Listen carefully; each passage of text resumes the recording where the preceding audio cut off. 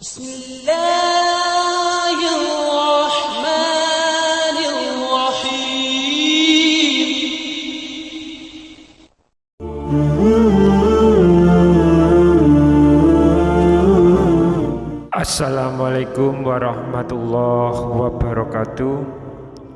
Alhamdulillahirabbil alamin.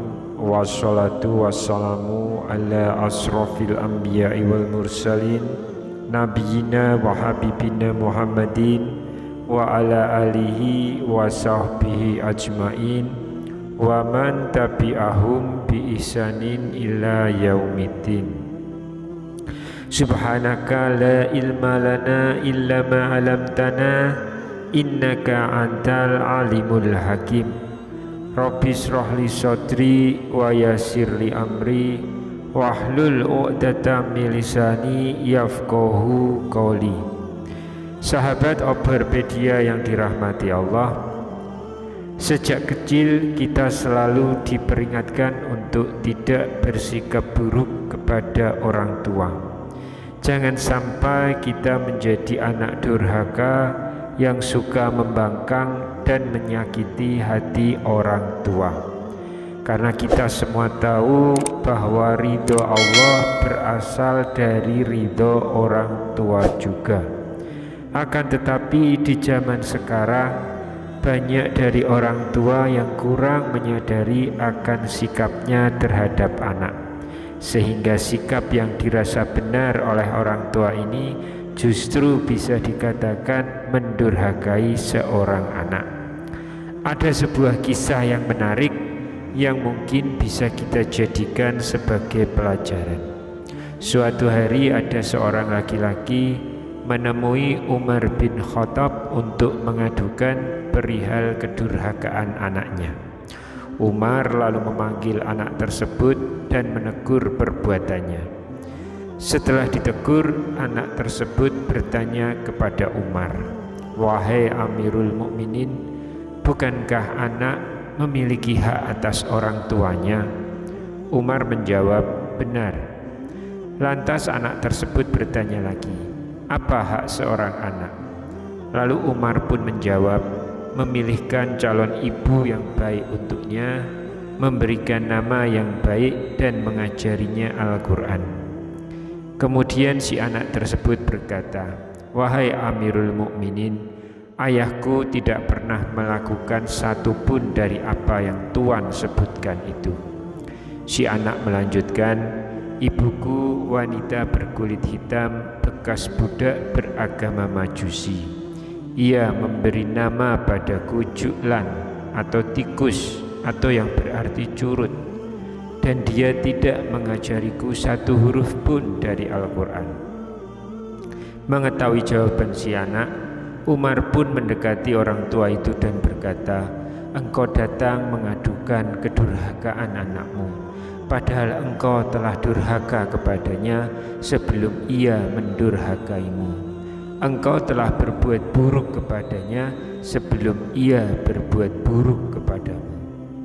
Mendengar jawaban dari Umar itu, laki-laki tersebut minta maaf kepada anaknya dan berjanji akan mendidiknya dengan baik. Dari kisah tersebut bisa disimpulkan bahwa ada dosa besar yang dilakukan orang tua terhadap anak, entah disadari atau tanpa disadari. Lantas apa saja dosa besar orang tua terhadap anak tersebut? Yang pertama, bersikap kasar terhadap anak. Sebagai orang tua, kita sangat tidak dianjurkan untuk memaki anak karena perilakunya yang tidak kita sukai. Apabila kita menemukan sikap anak yang tidak kita suka, hendaknya nasihatilah dengan lembut dan tetap dengan penuh kasih sayang. Rasulullah SAW pernah bersabda, "Sesungguhnya kalian akan dipanggil pada hari kiamat dengan nama-nama kalian dan nama ayah kalian. Maka perbaikilah nama kalian." Hadis riwayat Abu Dawud nomor 4297. Oleh sebab itu, marah atau memaki anak sangatlah tidak dianjurkan, apalagi sampai memaki anak dengan memanggil nama yang tidak sesuai dengan nama si anak. Yang kedua, pilih kasih kepada anak. Orang tua yang memiliki anak lebih dari satu sangat tidak dianjurkan untuk pilih kasih atau bahkan memberi lebih kepada anak kesayangan dibandingkan dengan anaknya yang lain, sehingga yang terjadi adalah ada anak lain yang merasa terabaikan. Sikap pilih kasih orang tua kepada anak bisa memicu putusnya tali silaturahim antar sesama anak dan bisa menyebabkan kecemburuan sosial di antara anak-anak yang lain. Dalam hadis sahih yang diriwayatkan oleh Imam Muslim pernah dijelaskan bahwa Nu'man bin Bashir pernah bercerita, ayahku menginfakkan sebagian hartanya untukku. Ibuku Amrah binti Rawahah kemudian berkata, saya tidak suka engkau melakukan hal itu, sehingga kemudian menemui Rasulullah.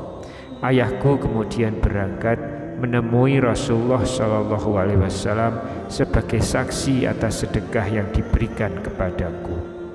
Rasulullah berkata kepadanya, apakah engkau melakukan hal ini kepada seluruh anak-anakmu? Ia berkata, tidak. Rasulullah SAW berkata, bertakwalah kepada Allah dan berlaku adillah kepada anak-anakmu. Ayahku kemudian kembali dan menarik lagi sedekah itu. Hadis riwayat Muslim dalam kitab Al-Hibad nomor 3055. Dari hadis tersebut bisa disimpulkan bahwa kita sebagai orang tua sangat dianjurkan untuk berlaku adil kepada setiap anak menurut kebutuhannya masing-masing. Oleh sebab itu, sebisa mungkin hindarilah pilih kasih kepada salah satu anak kita, karena dengan berlaku adil menurut porsinya, insya Allah akan terjalin silaturahim antar anak sampai kapanpun. Dosa yang ketiga adalah membanding-bandingkan anak. Kebiasaan orang tua yang membanding-bandingkan anak akan menimbulkan perasaan rendah diri pada anak yang lain. Apalagi jika hal yang dibandingkan adalah sesuatu yang di luar kemampuan anak atau justru yang menjadi kelemahan dari si anak. Hal ini akan mempengaruhi pikiran juga perasaan dari anak ke orang tua. Contoh mudah yang bisa kita lihat atau bahkan sering kita lakukan sendiri adalah membandingkan nilai pelajaran anak dengan temannya yang memiliki nilai jauh lebih tinggi. Padahal kita semua tahu belum tentu setiap anak mempunyai kemampuan yang sama. Bisa jadi si anak lebih cerdas dalam matematika namun lemah dalam bahasa. Apabila hal tersebut terjadi pada salah satu anak dari kita, maka yang harus dilakukan adalah menguatkan hati si anak dan mendukung sepenuhnya apa yang menjadi bakat dari si anak tersebut. Dosa yang keempat, mengekang kebebasan anak. Membiarkan anak bermain adalah salah satu hal yang sangat penting dalam masa pengenalan lingkungan dan menemukan jati dirinya. Yang terpenting adalah tetap harus diberikan arahan mana yang baik dan mana yang kurang baik. Akan tetapi tak jarang kita sebagai orang tua justru malah mengekang kebebasan anak dalam bergaul dan bermain dengan teman yang diinginkan sang anak. Karena kita semua tahu bahwa tujuan mengekang atau tidak memberikan kebebasan bermain supaya sang anak tidak terjerumus ke pergaulan yang salah.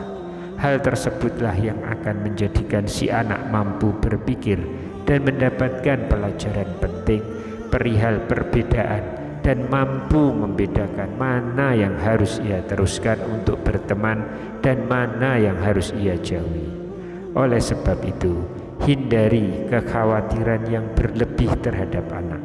Yang terpenting adalah keterbukaan anak dengan orang tua harus tetap terjaga. Tujuannya supaya si anak akan lebih nyaman bercerita kepada orang tua apabila ada suatu masalah yang belum diselesaikan. Disinilah kesempatan kita sebagai orang tua untuk mengarahkan dan memberikan pengetahuan kepada anak mengenai baik dan buruknya akan suatu hal. Yang kelima adalah mendoakan keburukan kepada anak. Berdoa bukan hanya dilakukan di setiap selesai mengerjakan ibadah saja. Bahkan setiap ucapan yang keluar dari mulut orang tua semuanya bisa dikatakan sebagai doa. Terkadang kita sebagai orang tua tidak sadar. Apabila mendapati anak yang tidak mematuhi perintah, kita langsung berkata buruk kepada si anak, padahal setiap ucapan yang keluar dari mulut orang tua merupakan doa yang bisa jadi langsung dikabulkan oleh Allah Subhanahu wa taala.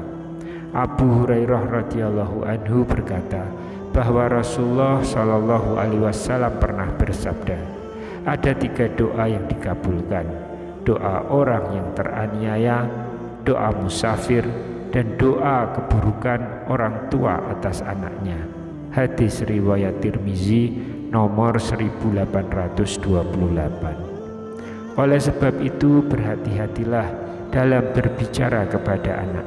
Berpikirlah terlebih dahulu apabila hendak marah kepada anak, dan hindari sebisa mungkin terbawa emosi saat marah kepada anak, apalagi sampai menyumpah si anak dengan ucapan yang kurang baik, karena hal tersebut bisa saja terjadi kepada si anak di kemudian hari. Dan jika memang benar terjadi, barulah kita akan menyesalinya. Lantas apa yang harus kita lakukan supaya tidak terbawa emosi?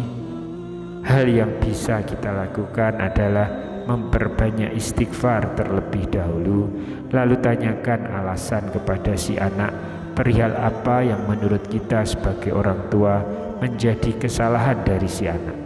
Kemudian berikan perumpamaan dan saran, lalu kembalikan kepada si anak supaya menentukan pilihan.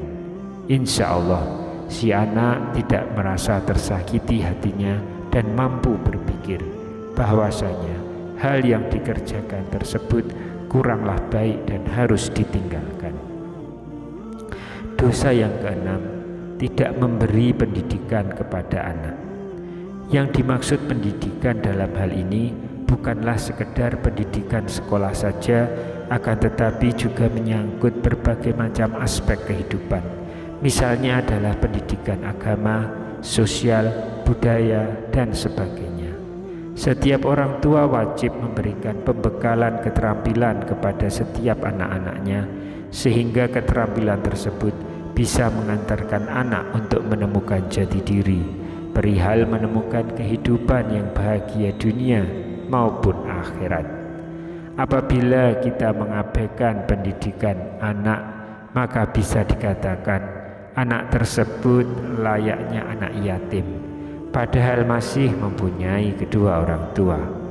Ada syair Arab yang mengatakan, anak yatim itu bukanlah anak yang telah ditinggal orang tuanya dan meninggalkan anak-anaknya dalam keadaan hina.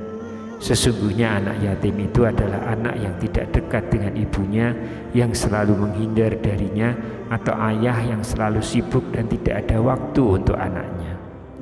Jika kita menyimpulkan, maka syair tersebut ingin menyampaikan bahwa perhatian adalah kunci penting dalam mendidik anak supaya sukses di dunia dan akhirat. Adalah sebuah bentuk kedurhakaan terhadap anak apabila kita sebagai orang tua justru tenggelam dalam kesibukan, sehingga yang terjadi adalah kita lupa untuk mengajarkan anak tentang akidah agama. Rasulullah Shallallahu alaihi wasallam pernah bersabda, ajarilah anak-anakmu sholat saat mereka berusia 7 tahun, dan pukullah mereka bila tidak melaksanakan sholat pada usia 10 tahun. Hadis riwayat Tirmizi nomor 372. Sahabat Obropedia yang dirahmati Allah, marilah kita sebisa mungkin menjadi orang tua yang bisa dijadikan panutan bagi anak-anak kita.